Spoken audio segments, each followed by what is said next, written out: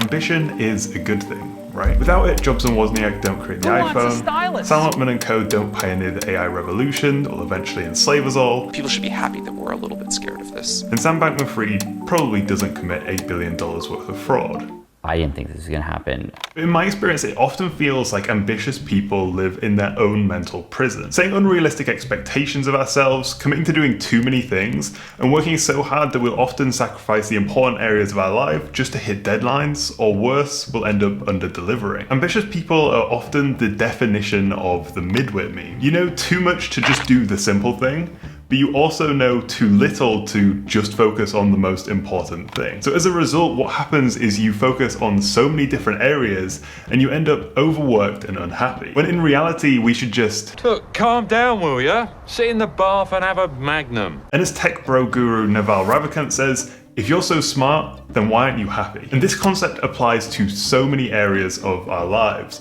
And in my experience, I often find that ambition is the problem here. When you're too ambitious, you try to do too many things. And as a result, you end up spreading yourself too thin. You end up leaving a lot on the table and not maximizing your potential because you lack focus. And if I'm not intentional about it, I always default to being the midwit. Over the last 5 or so years of my life, I started to notice this pattern happen over and over again. I start something, I focus on the simple thing, then I get all stressed out and focus on all the other things that I think I should be doing. And this is typically an area where you get into self-destructive habits. It's typically the area where you kind of fall off making any progress. So in this video, I'm going to share with you the 5 different things that I do when I can feel myself becoming a midwit, becoming this ambitious person who is ruining their own life because they're trying to do too much. So the first thing to do is to intentionally escape. So a common theme I've noticed amongst ambitious people is that they typically lack focus. And this is probably because they're aware of all the different things that they can do,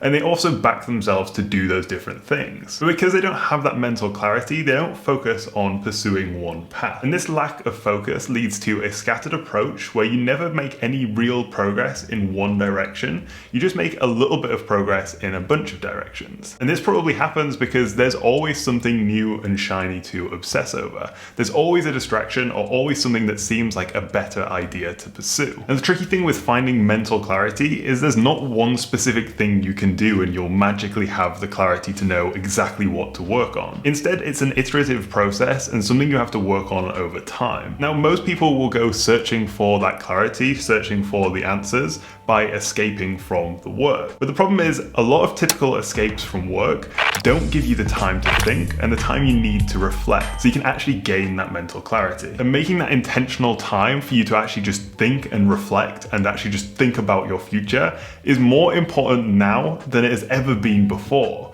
because we never ever have any time to be bored and we never have time to think. Every second of our day is bombarded by inputs from other people. Little spikes of dopamine that keep our brains feeling satiated and numb. You wake up and look at your phone. Scroll Twitter while making your coffee, watch YouTube sat on the toilet, listen to music while working, and then put on a podcast in the car. We no longer have the time to be bored. We don't have time to think. And as a result, the days feel really short. That's why just carving out 15 to 30 minutes to escape the constant bombardment of distractions and inputs and dopamine is so important. And the way to do this is to take time to step out of the default modern life. You can take time to sit and write with a journal, go for a walk without any inputs, work out without any inputs, or even just sit down and meditate. And when you do this, you'll notice 2 things. First, time moves much more slowly when you're not constantly plugged into the internet. And the second thing you'll notice is that your brain has time to process all the information inside of there. You'll start to notice things you weren't noticing before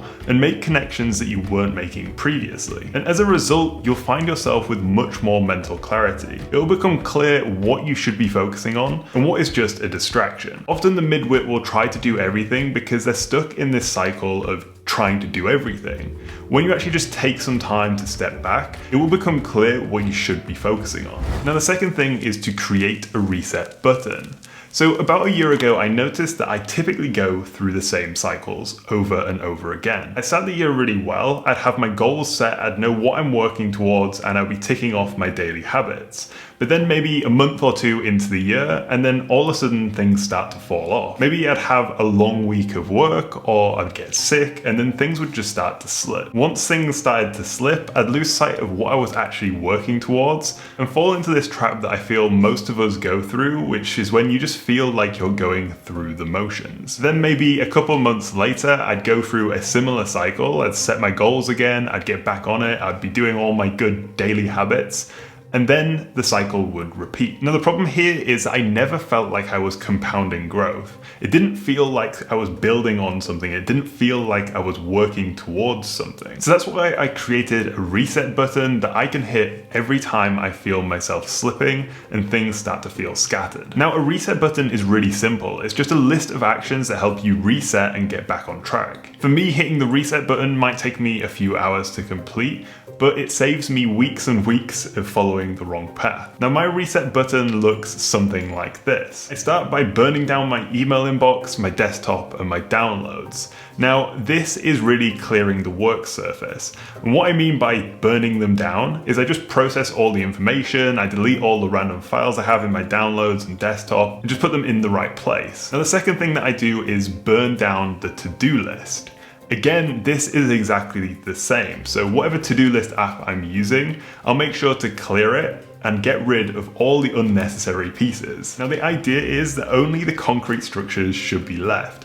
All the unimportant things in my to-do list should hopefully have disappeared because I don't actually need to focus on them. Anything that was concrete, anything that was important for me to do should still be in there, but I've just got rid of all of the clutter. The next thing I do is to clear my physical workspace. Again, this is a really quick step, but all it means is to tidy my desk. So if I have cups on my desk, if things are in a little bit of a mess, then I'll just make sure that my workspace is clean, and then when I come back to work, I can feel focused and I don't just have clutter all around me. And the next step is to break a sweat, and this is really simple. I just go for a run, go for a workout, just really do something to reset and put myself in a different frame of mind. Then I'll typically go read, because I often find that when I'm starting to get into a rut, I'll stop reading, and when I stop reading, just everything seems to fall off. So I'll go read, even if it's just one chapter, maybe it's a few chapters, then I'll just make sure to spend some time reading and try get back into that habit. So the final step to complete this reset button is to just sit down and journal for a bit.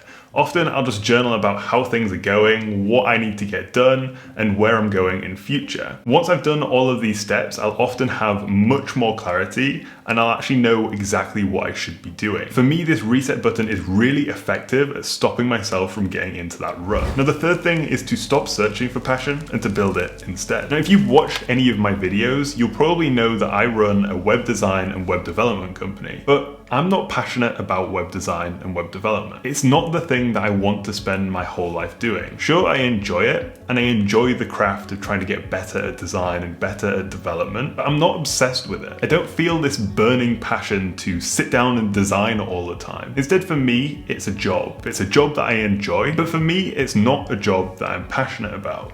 And when I first started freelancing, this was my biggest roadblock. Because I wasn't passionate about it, I was always hesitant to actually commit to it. And because I wouldn't go all in on freelancing and all in on web design and development, what ended up happening was I wasted months and months just half-assing it. I was trying to find the thing that I was really passionate about. I was doing design and development on the side, but I was constantly searching for something else. Eventually, I decided to go all in on the business, and that's when things actually started to happen. I got good at a skill and developed specialized knowledge, started earning a good amount of money, which takes off that money pressure, and I actually found the things that I am passionate about, which is business, sharing ideas, and teaching. But none of this would have happened if I never got started. If I waited to try find my passion before getting started, the chances are I'd still be in the same position. And I strongly believe that freedom and finding your purpose in life come through committing to mastering one valuable skill. It doesn't necessarily matter if that one skill is the thing that you want to do forever.